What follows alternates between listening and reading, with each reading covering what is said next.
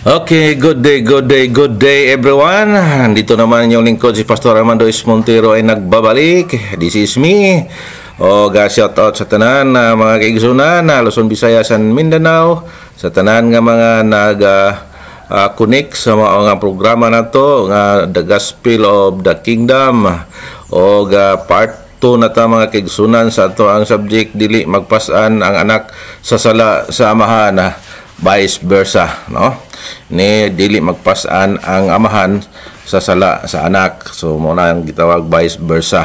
So mga kaigsunan ko diha sa Ginoo, ato nang ipadayon nang ato ang na sugdan nga subject nga diin natapos kagahapon na diri nga banda ang taong matarong motalikod with or without admonition o matod pa sa balaan nga kasulatan sa diin mo niadto ang katapusan nga segment kagahapon. Dili na hinumduman ang matarong niyang buhat based sa bersikulo nga diin akong gihatag sa inyo nawato na ni siyang i-expound mga kaigsunan. Sugdan na to kini pag subay-subay o matod pa dinhi nga diin padayon sa maong pasahe sa Biblia sa Ezekiel chapter 3 verse 20. Ingon man sa diha nga ang usa ka taong matarong motalikod gikan sa iyahang pagkamatarong og magapakasala og ako magabutang og pagkapandulan kapangdulan sa iyahang atubangan, siya mamatay tungod kay ikaw wala maghatag kaniya og pagpasidaan. Siya mamatay sa iyang sala og ang iyahang mga matarong nga buhat nga iyahang nahimo dili na paghinumduman apan ang iyahang dugo pagapanilingon ko diha sa imong kamot.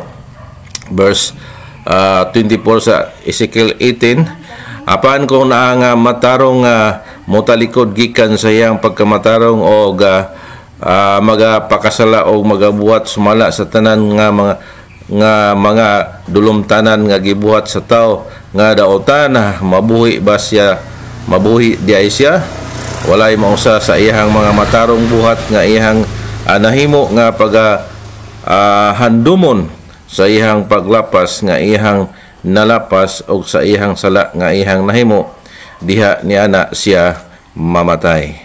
So dugang pa og ikaw anak sa tao, umingon ka sa mga anak sa imong tawhan, ang pagkamatarong sa taong matarong dili makapagawas kaniya sa adlaw sa iyang pagkasala og matungod sa kadautan sa taong dautan siya dili mahulog tungod niya na sa adlaw nga siya mubiya gikan sa iyang kadautan. Ni mabuhi kadtong taong matarong tungod sa iyang katarong sa adlaw sa iyang pagkasala. Sa diha nga ako moingon sa taong matarong nga siya sa pagkamatuod mabuhi kung siya musalig sa iyang kaugalingon nga pagkamatarong og magabuhat sa kadautan.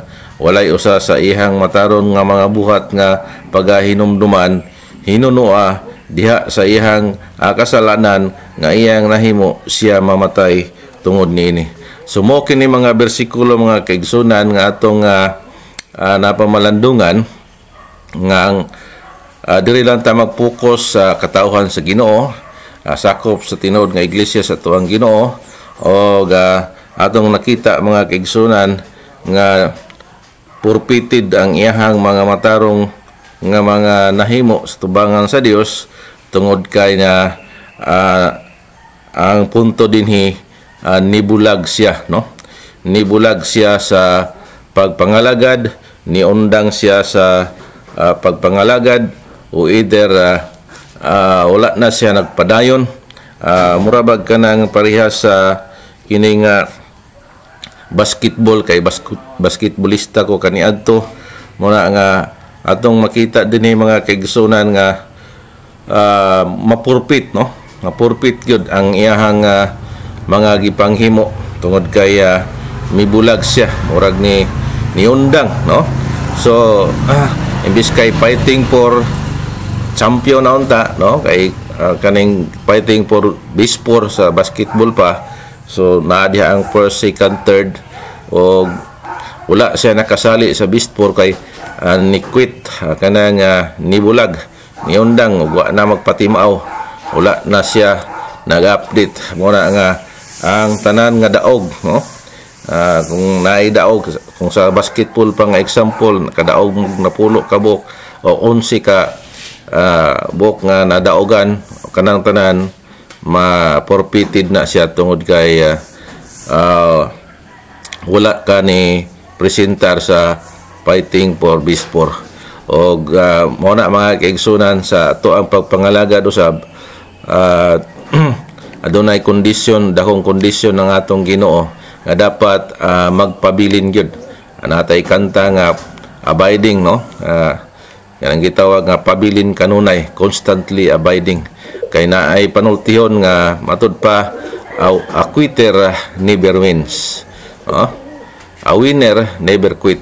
So mo na ato makita mga kaigsunan. So keep in touch lang kita sa pagpangalagad in spite sa tanan nga mga hamon o challenge sa kinabuhi, mga problema.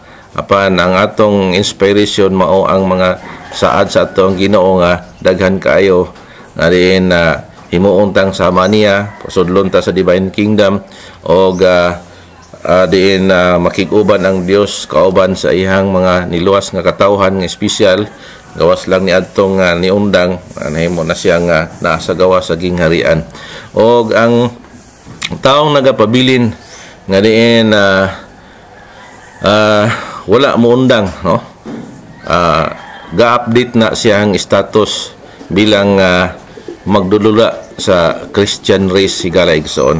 Wala niya pasagdi ang maong ihang pagkamimbro, o yan ang gi-update aron nga dili siya makonsider nga na wala na niya tagaig kabuluhan o kabugaton ang ihang pagkamimbro diya sa tinuod nga iglesia sa tuang Ginoo.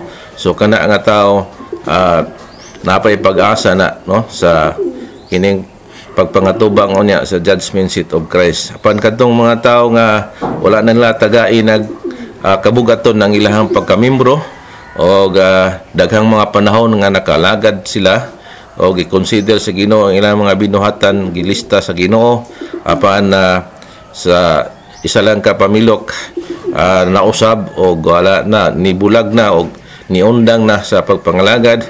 So kana nga tao mga kaigsunan na forfeited na ang iyahang mga binuhatan, dili na pag-isipon tungod kay na forfeit, dili na pagahinumduman sumala sa balaang kasulatan og walay usa sa iyang matarong nga mga buhat nga pagahinumduman nga inangano man tungod kay na disqualified na siya o wala na siya position diha sa gingharian o diha mahimo siya nga ordinaryo na lang katawhan sa Ginoo ug naa sa gawas sa syudad.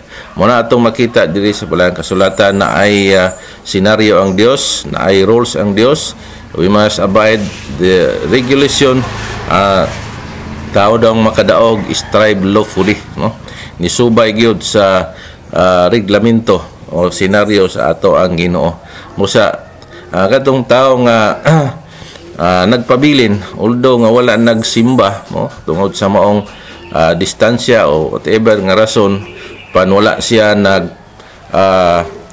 kining gitawag nag-commit og spiritual fornication o adultery, spiritual adultery, abot pasabot niya na sa maong dapit bisan asa na lang siya musimba, murag langaw nga pulag lubot.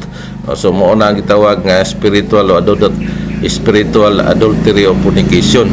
Pan katong tao nga iyang loyal siya sa iyang bautismo, loyal siya sa iyang pagkamimbro sa tinuod nga iglesia sa tong Ginoo, o kana nga tao doktrinado o aduna siya pundasyon, lig-on siya, dili siya mapaling-paling, galing lang di lang siya makapadayon tungod kay sa naapoy dako kayong konsiderasyon, kana nga tao naapay pag-asa na sa paghusga unya mga kaigsunan.